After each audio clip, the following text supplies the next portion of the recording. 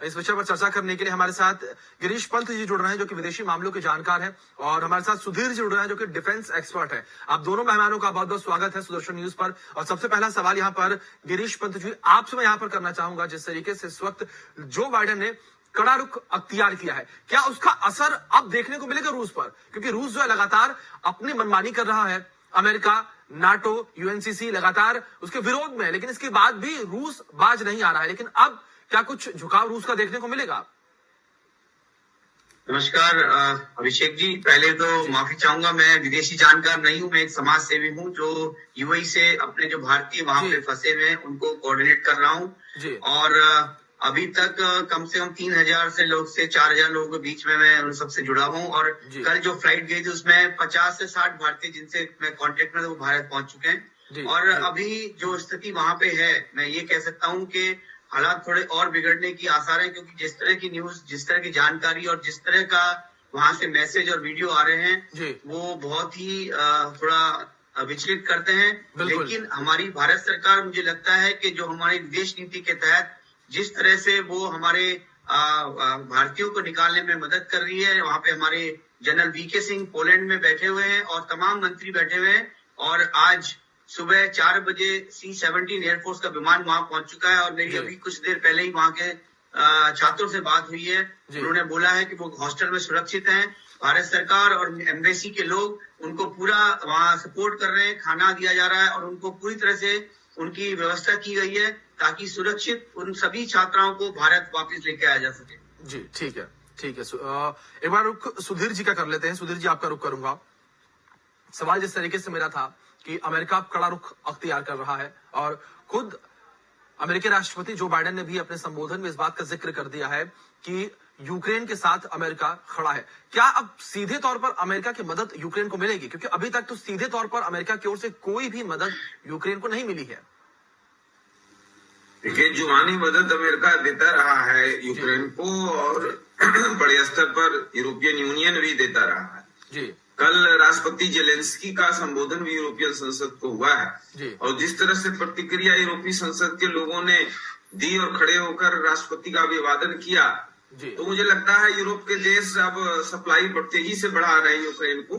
और अमेरिका भी अगर सीधा नहीं तो तिरछे तरीके से अब यूक्रेन को मदद करेगा और तेज करेगा मदद। आज यूक्रेन को सिर्फ भरवली मदद की जरूरत नहीं है, जुबानी मदद की जरूरत नहीं है, उसको हथियार की जरूरत है, उसको मिसाइल की जरूरत है, उसको लड़ाकू विमानों की जरूरत है। और मुझे लगता है कि वेस्ट के जो उसूल है, जो लड़ाई है, जो सिस्टम है, उसके लिए भी एक कठिन परीक्षा है। आज के दुनिया में अगर आपके साथ कोई खड़ा होता है तो किस हद तक आप उसको समर्थन दे सकते हैं, ये एक परीक्षा भी वेस्ट की है। और मुझे लगता है राष्ट्रपति बाइडेन का संबोधन इस दिशा में एक बढ़ता हुआ कदम है अमेरिका का, क्योंकि अमेरिका और रूस के बीच जो अदावत है वो काफी पुरानी है, और राष्ट्रपति पुतिन को अमेरिका पसंद नहीं करता रहा है तमाम कारणों से। तो अमेरिका के लिए भी ये एक अवसर है कि वो पुतिन को नीचा दिखाए, और मुझे लगता है अमेरिका अवसरों की तलाश करते रहता है और इस अवसर का भी भरपूर फायदा लेगा। जी ठीक है, एक बार सुधीर जी का रुख कर लेते हैं, माफ कीजिएगा गिरीश पंत जी का रुख कर लेते हैं, जो कि समाज सेवी हैं, हमारे साथ जुड़े हुए हैं। गिरीश जी, आपसे जानकारी यहाँ पर ये लेना चाहूंगा, जिस तरीके से हालात हम इस वक्त देख रहे हैं, विपरीत स्थितियां यूक्रेन में हो चुकी हैं, और भारतीय दूतावास की ओर से, भारतीय एजेंसियों की ओर से भी इस बात का जिक्र किया जा रहा है कि भारतीय लगातार कीव छोड़ दे। ऐसे में आप जिस तरीके से लगातार सहायता पहुंचा रहे हैं, लगातार लोगों की मदद कर रहे हैं, आप क्या तस्वीरें देख रहे हैं? देखिए, कल हमारे प्रधानमंत्री मोदी जी ने भी इसकी रात को चिंता जताई थी, परसों रात को, और तमाम जो धर्मगुरु हैं वहाँ यूरोप में या उस जगह बैठे हुए, उन सबको भी ये आश्वासन, उनसे निवेदन किया कि जो भी भारतीय वहाँ उनको खाना पहुंचाया जाए, उनको सामग्री प्रदान की जाए। और जो बात आप कह रहे हैं बिल्कुल सही है कि हालात कीव से तुरंत मिशन ने छोड़ने को बोला था, और काफी भारतीयों ने लगभग वहां से छोड़ दिया है। अब वो मूव कर चुके हैं लीबी की तरफ, और लीबी से मालदोवा से जो लोग हैं वहां से रोमानिया बॉर्डर पे पहुंच चुके हैं। हमारे भारतीय जो लोग, सेना के लोग या हमारे जो मिशन के लोग हैं, उन्होंने अभी जो कीव में जो हमारी एम्बेसी थी वहां से मेरे ख्याल से लीबी में वो लोग सारे टीम के साथ जिस लोगों के पासपोर्ट नहीं है, जिन लोगों के डॉक्यूमेंट मिसिंग है, या जिस तरह से भी हो, पूरी एम्बेसी की टीम लगी हुई है और भारत सरकार इसमें सक्षम है वहां से सभी भारतीयों को निकालने के लिए। और मैं आपके माध्यम से गुजारिश करना चाहूंगा सभी उन भारतीयों को कि थोड़ा धैर्य बना के रखें। हमारे भारत सरकार की टीम मिशन में लगी हुई है और मिशन गंगा ये सफल होगा और सारे भारतीय सुरक्षित भारत पहुंचेंगे।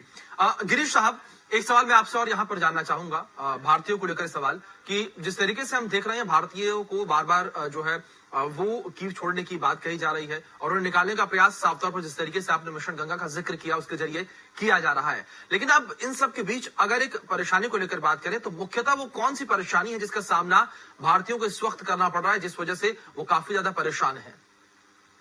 देखिए, एक तो सबसे बड़ी मुख्य बात वहां पे यह है कि कुछ भारतीय जो निकलने के लिए तैयार बैठे, उनको कई जो जहां पे वो काम करते थे या जहां पे जिस जगह रहते थे, उनको कई लोगों को पासपोर्ट थोड़ा मिलने में दिक्कत हुई।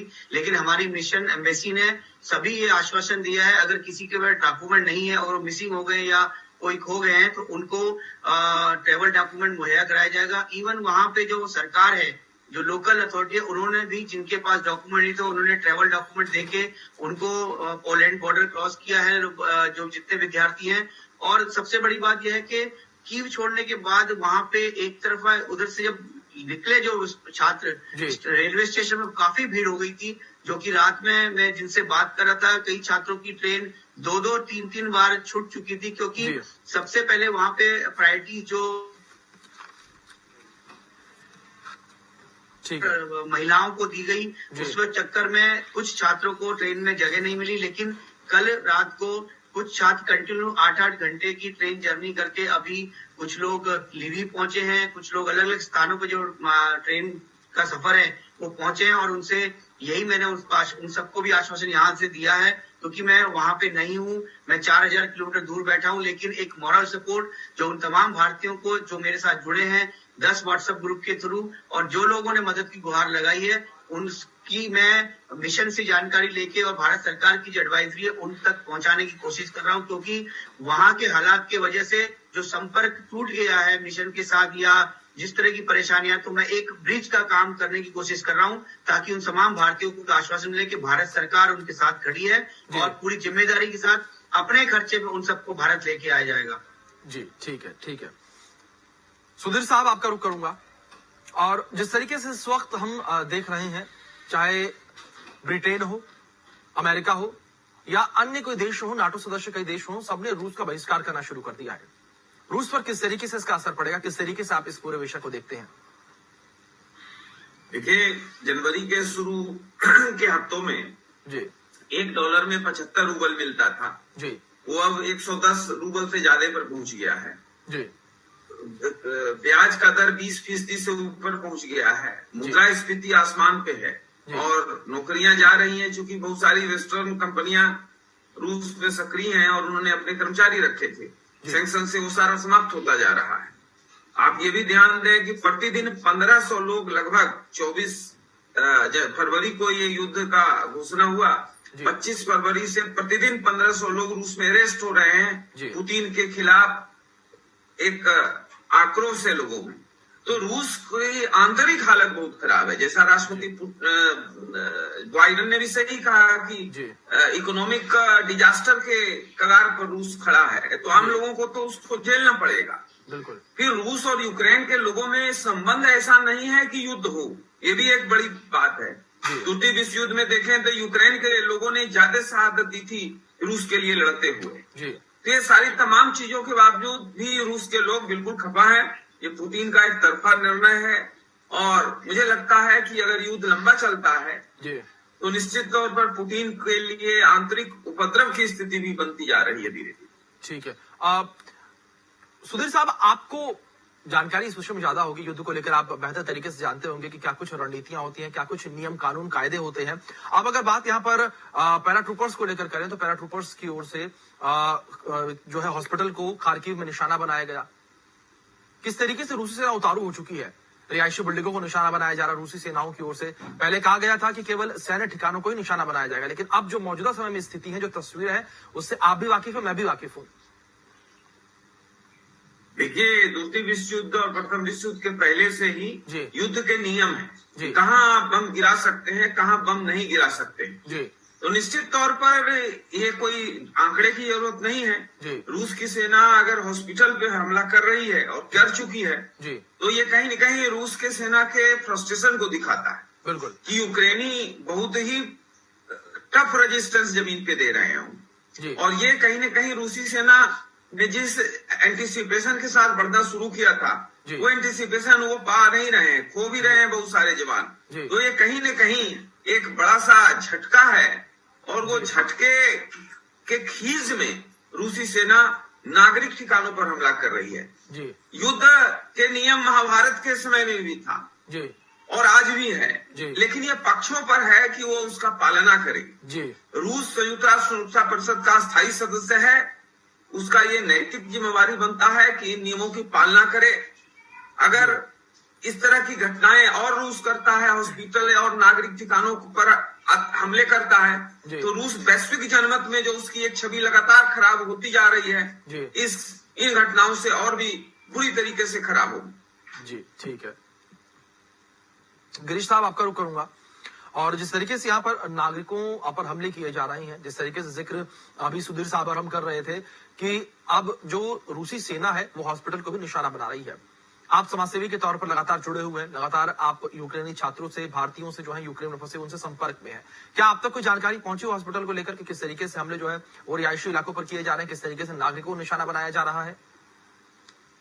अभिषेक जी, इस तरह की जानकारी मुझ तक तो नहीं पहुंची, न्यूज चैनल के माध्यम से ही जानकारी मिल रही है और मैं तो सिर्फ छात्रों से संपर्क में हूं और जो वहां पे मिशन के लोग डिप्लॉय किए हुए हैं उनसे संपर्क में। एक व्हाट्सएप ग्रुप के माध्यम से हम लोग कोऑर्डिनेशन कर रहे हैं। अलग अलग स्थानों में जो वॉलंटियर लगे हुए हैं या जो हमारे संस्था जो दूसरे वॉलंटियर एसोसिएशन के लोग हैं, जैसे गुरुद्वारे हैं जहाँ पे खाना दिया जा रहा है, और यहाँ तक कि वहाँ के लोकल लोगों ने मेरे को, जो छात्रों ने बताया, वो मालदोवा से जब वो रोमानिया की तरफ जाते हैं तो वहाँ पे उनको खाना, कपड़े और हर तरह की व्यवस्था दी गई है और ये बहुत अच्छी बात है कि ये इंसानियत के लिए जो परिस्थितियां जो इस वक्त हम देख रहे हैं बेहद विपरीत सी दिख रही हैं और लगातार तमाम लोग जो है हैरान परेशान है। और 7 से 8 मार्च के बीच इंटरनेशनल कोर्ट ऑफ जस्टिस में इस पूरे मामले की, यानी कि रूस और यूक्रेन के बीच जो विवाद चल रहा है उसको लेकर सुनवाई होनी है। सुधीर साहब, आपसे ये जानना चाहूंगा, जिस तरीके से तमाम मंचों पर वैश्विक स्तर पर ये पूरा मुद्दा उठ रहा है, लेकिन इसके बाद भी रूस पीछे नहीं हट रहा है, लगातार वो यूक्रेन को दबाने का प्रयास कर रहा है। सबसे पहले तो मैं गिरीश पंत साहब को सैल्यूट करता हूं कि वो इतना दूर भी बैठ के हमारे बच्चों को वहां से निकालने में अपना जी जान लगाए हुए हैं। ऐसे लोगों को, ये मानवता के देन है, ऐसे लोग, इनका हम सबको अभिवादन इनको करना चाहिए। बिल्कुल। जहां तक बात है रूस का, और international court of justice Hague में सुनवाई शुरू कर चुकी है, तो ये सारी चीजें तुरंत प्रभाव नहीं डालती हैं। आपको पता है कि जो कानूनी प्रक्रिया है बहुत ही ढीली ढाली है, चाहे हमारे यहाँ हो या विदेश में हो या इंटरनेशनल कोर्ट ऑफ जस्टिस हो। ये एक ऐसा विषय है जो संयुक्त राष्ट्र संघ के पाले में जाना चाहिए, लेकिन यूक्रेन संकट ने संयुक्त राष्ट्र संघ के विफलता को, उसकी कमियों को भी बड़े स्तर पर उजागर किया है। संयुक्त राष्ट्र संघ में किस तरह के सुधार होने चाहिए, किस तरह की दादागिरी चलती है बड़े देशों की छोटे देशों के खिलाफ, वो यूक्रेन संकट ने अंडरलाइन किया है। तो निश्चित तौर पर संयुक्त राष्ट्र संघ में एक सुधार की जरूरत है जो इस तरह के वैश्विक संकटों से मानवता को निजात दिला पाए। रूस के मनमाने रवैये ने इस बात को और भी मुखर किया है और आज जरूरत है कि वैश्विक जनमत इस पर गंभीरता से सोचे और संयुक्त राष्ट्र सुरक्षा परिषद का विस्तार किया जाए, उसमें वीटो पावर को खत्म किया जाए और वोट के आधार पर निर्णय हो। नहीं तो इसी तरह से संयुक्त राष्ट्र संघ पंगु बन के इस तरह की मानवता के खिलाफ की घटनाओं को चुपचाप धृतराष्ट्र की तरह देखती रहेगी। अब इसी बीच अगर सुधीर जी बात जेलेंस्की को लेकर करें, यानी कि यूक्रेन के राष्ट्रपति, उन्होंने अमेरिकी राष्ट्रपति जो बाइडेन से बातचीत की, रक्षा के मुद्दों पर लेकर बातचीत हुई है और रक्षा पर सहयोग जो है जेलेंस्की ने अमेरिका से मांगा है। और इसी बीच जिस तरीके से संबोधन हमने सुना अमेरिकी राष्ट्रपति जो बाइडेन का, उन्होंने भी साफ तौर पर इस बात का जिक्र कर दिया है कि अमेरिका अब यूक्रेन के साथ खड़ा है, चाहे कुछ भी हो जाए, अमेरिका अब यूक्रेन के साथ है। तो ऐसे में अब क्या ये समझा जाए कि अमेरिका ने भी कहीं ना कहीं अब इस बात का जिक्र जो है वो कर दिया है, इस बात को सामने रख दिया है कि यूक्रेन के पीछे अमेरिका खड़ा है, तो इसका असर भी अब रूस पर कुछ देखने को मिलेगा कि रूस थोड़ा अपने कदमों को जो है वो ढीला करे या पीछे हटने का प्रयास करे। अभी तक तो रूस की आंतरिक हालत इतने ही दिनों में बहुत खराब हो गई है, 6-7 दिनों जी। लेकिन रूस की सेना हमें संज्ञान में लेना चाहिए कि बहुत ही मजबूत है जी। उसके सामने यूक्रेनियन सेना बहुत छोटी है जी। लेकिन कोई भी युद्ध किसी भी देश के खिलाफ आप जीत नहीं सकते जब तक उस देश की सेना के साथ उसकी जनता खड़ी हो और यूक्रेन की जनता यूक्रेन की सेना के साथ खड़ी है जी। ये आज की स्थिति है कि 6-7 दिन के बाद भी रूस यूक्रेन को नहीं झुका पाया है, लेकिन अगर सेना की मदद, मिसाइल और जो भी इक्विपमेंट है, लड़ाकू विमान, ये सारे मदद, अत्याधुनिक मदद अगर यूरोपियन यूनियन और अमेरिका यूक्रेन का बढ़ा देता है या उसको इमरजेंसी के लेवल पर लाके करता है, तो निश्चित तौर पर ये लंबा युद्ध चलेगा और ये न सिर्फ रूस के लिए खतरनाक होगा बल्कि वैश्विक शांति के लिए भी खतरनाक होगा।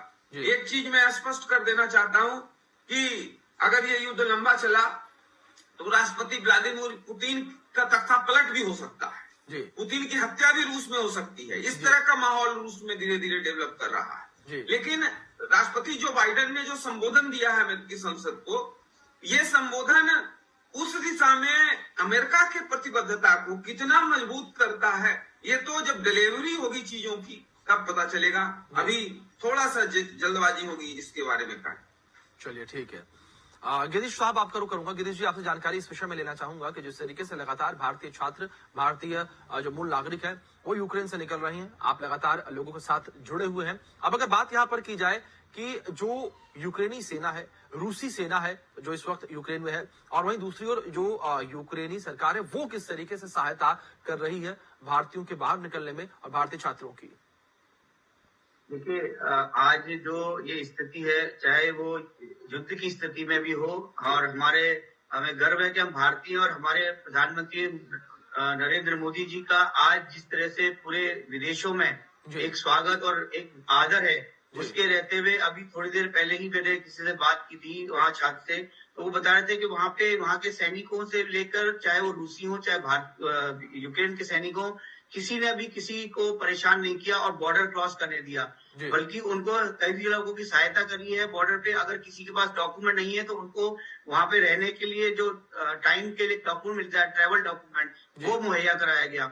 तो ये भारत के एक तरह से ये कह सकते हैं कि विदेश नीति के तहत जो एक आदर भाव भारत के प्रति दूसरे देशों का है, ये हमारे नरेंद्र मोदी जी का एक पूरा प्रयास है जो भारत को एक अलग नजरिए से देखते हैं और भारत की नागरिक को भी अलग।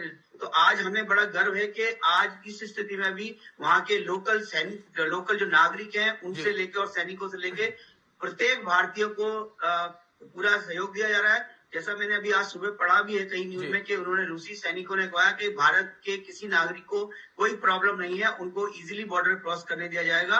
और इवन जो रूस में जाने के लिए बैठे हैं, वो बॉर्डर जो पास में है वहां से भी उनको निकालने की प्रक्रिया चालू है। और जो हमारे 4 मंत्री अलग अलग जगह में हैं, जो माननीय नरेंद्र मोदी जी ने भेजे हैं, वो लोग उस कार्य को पूरी तरह से उसको सुचारू रूप से कर रहे हैं। और हमें आशा है कि जल्दी जितने भी भारतीय विदेश वहां पे फंसे हुए हैं वो भारत आएंगे। मैं आपके चैनल के माध्यम से सभी भारतीयों को ये दिलासा भी देना चाहता हूँ, विश्वास दिलाता हूँ, अपने ऊपर भी भरोसा रखें और भगवान पे और सबसे ज्यादा हमारी सरकार पे जो सक्षम है हर तरह से निकालने में। पहले भी इस तरह के ऑपरेशन में भारतीयों को निकाला गया है, अन्य देशों के लोगों को निकाला गया। ये भारत की बहुत बड़ी जीत है और एक बहुत बड़ा भारत का एक विश्वास है कि आज भारत उस जगह खड़ा है जहां से पूरा देश विदेश के लोग भारत की तरफ टकटका लगा के देखते हैं कि उनके साथ संबंधों को प्रगाढ़ बनाने की कोशिश कर रहे हैं।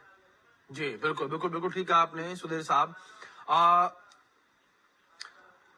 बहुत बहुत शुक्रिया सुधीर जी और गिरीश जी, आप दोनों लोगों का हमारे साथ जुड़ने के लिए, अपना कीमती समय जो है वो सुदर्शन न्यूज को देने के लिए। जिस तरीके से हमारे साथ 2 मेहमान जुड़े थे, तमाम विषयों पर चर्चा हुई, जिस तरीके से इस वक्त रूस लगातार यूक्रेन पर हमले कर रहा है, उम्मीद हम यही करते हैं कि रूस जो है जो कड़ा रुख अख्तियार कर रहा है वो सॉफ्ट कॉर्नर पर आए और इस युद्ध पर विराम लगे, क्योंकि कहीं ना कहीं इस पूरे युद्ध में जो जनमानस है उन्हीं की हत्या हो रही है, चाहे वो रूस के हो चाहे यूक्रेन के हो। फिलहाल इस बुलेटिन में मेरे साथ इतना ही। तमाम बड़े अपडेट्स के लिए आप बने रहिए सुदर्शन न्यूज के साथ। जय हिंद।